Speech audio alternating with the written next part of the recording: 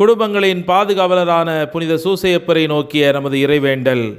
புனித சூசையப்பரே, உம் அடைக்கலம் மிகவும் மகத்தானது, வல்லமை மிக்கது, இறைவனின் சந்நிதியில் உடனடி பலனளிக்க வல்லது.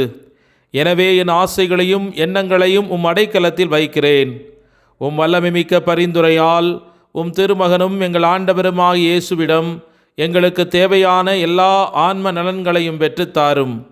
இதன் வழியாக மறு உலகில் உமக்குள்ள ஆற்றலை போற்றி எல்லாம் வல்ல தந்தையாக இறைவனுக்கு நன்றியும் ஆராதனையும் செலுத்த கடவேன். புனித சூசையப்பரே, உம்மையும் உம் திருக்கரங்களில் உறங்கும் இயேசுவையும் சதா காலமும் எண்ணி பூரிப்படைய தயங்கியதில்லை. இறைவன் உம் மார்பில் சாய்ந்து தூங்கும் வேளையில் அவரை தொந்தரவு செய்ய விரும்பவில்லை. உம் மார்போடு அவரை என் பொருட்டு இணைத்து அணைத்து கொள்ளும். என் பெயரால் அவருக்கு நெற்றியில் முத்தமிடும். நான் இறக்கும் தருணத்தில் அந்த முத்தத்தை எனக்கு தரும்படி கூறும். மரித்த விசுவாசிகளின் ஆன்ம காவலனே, எங்களுக்காக மன்றாடும். லூக்கா நற்செய்தி 1 இறைவார்த்தை. வானதூதர் அவரிடம், தூய ஆவி உம்மீது வரும், உன்னத கடவுளின் வல்லமை உம்மேல் நிழலிடும். ஆதலால் உம்மிடம் பிறக்கப் போகும் குழந்தை தூயது, அக்குழந்தை இறைமகன் எனப்படும். இது கிறிஸ்து வழங்கும் வாழ்வு தரும் நற்செய்தி. கிறிஸ்துவே உமக்கு புகழ். இன்றைய பெருவிழா நமது நாட்காட்டி ஆண்டின் மிக முக்கியமான நாட்களில் ஒன்றாகும். கிறிஸ்து பிறப்பு தினத்திற்கு 9 மாதங்களுக்கு முன்பு மார்ச் மாதம் 25 அன்று புனித கன்னிமரியாவின் கருப்பையில் கடவுளின் மகன் அவதரித்ததை நாம் கொண்டாடுகிறோம். இந்த பெருவிழா கடவுளின் சித்தத்திற்கு புனித கன்னிமரியா அளித்த பரிபூரண பதிலின் மீது முதலில் நமது கவனத்தை ஈர்க்கிறது. இதோ நான் ஆண்டவரின் அடிமை, உமது வார்த்தையின்படியே எனக்கு ஆகட்டும். லூக்கா நற்செய்தி 1:38. கடவுளுக்கு அவர் அளித்த அழுத்தமான ஆம் என்ற பதில் இந்த தருணத்தில் அழகாக வெளிப்படுத்தப்பட்டது. அது அவரது வாழ்நாள் முழுவதும் எதிரொலித்தது. மேலும் உலகின் இரட்சிப்புக்காக தந்தைக்கும் தம் உயிரை தியாகம் செய்து தனது தெய்வீக மகனுடன் சிலுவையின் முன் அவர் இணைந்தபோது அது உச்சக்கட்டத்தை அடைந்தது.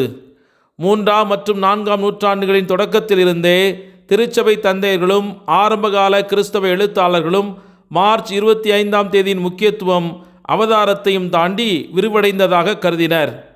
மீட்பின் வரலாற்றில் பல முக்கிய நிகழ்வுகள் இந்த நாளில் நிகழ்ந்ததாக பக்திமிக்க பாரம்பரியம் கூறுகிறது. ஆதாமின் படைப்பும் அவனது முதல் பாவமும், 1/3 தேவதூதர்களின் வீழ்ச்சி, ஆபிரகாமால் ஈசாக்கு கிட்டத்தட்ட பலியிடப்பட்டது, மோசேயின் தலைமையில் இஸ்ரவேலர் செங்கடலை கடந்து சென்றது மற்றும் கிறிஸ்துவின் சிலுவை மரணம்.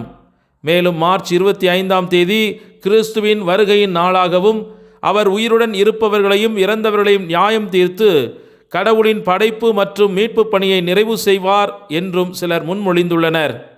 அவதாரமானது கிறிஸ்துவின் பூமிக்குரிய பணியின் தொடக்கத்தை குறிக்கிறது.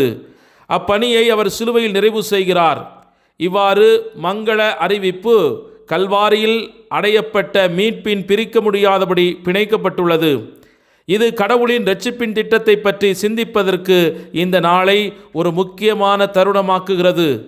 நாம் அவருடைய அழைப்புக்கு செவிசாய்க்கும் போது ஆண்டின் ஒவ்வொரு நாளும் புனிதமானதாகிறது.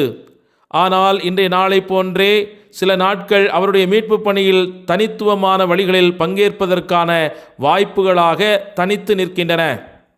இன்று மங்கள அறிவிப்பை வரலாற்றின் ஒரு தருணமாக மட்டும் கருதாமல் உங்கள் வாழ்வில் ஒரு ஜீவனுள்ள மறைபொருளாக சிந்தித்து பாருங்கள்.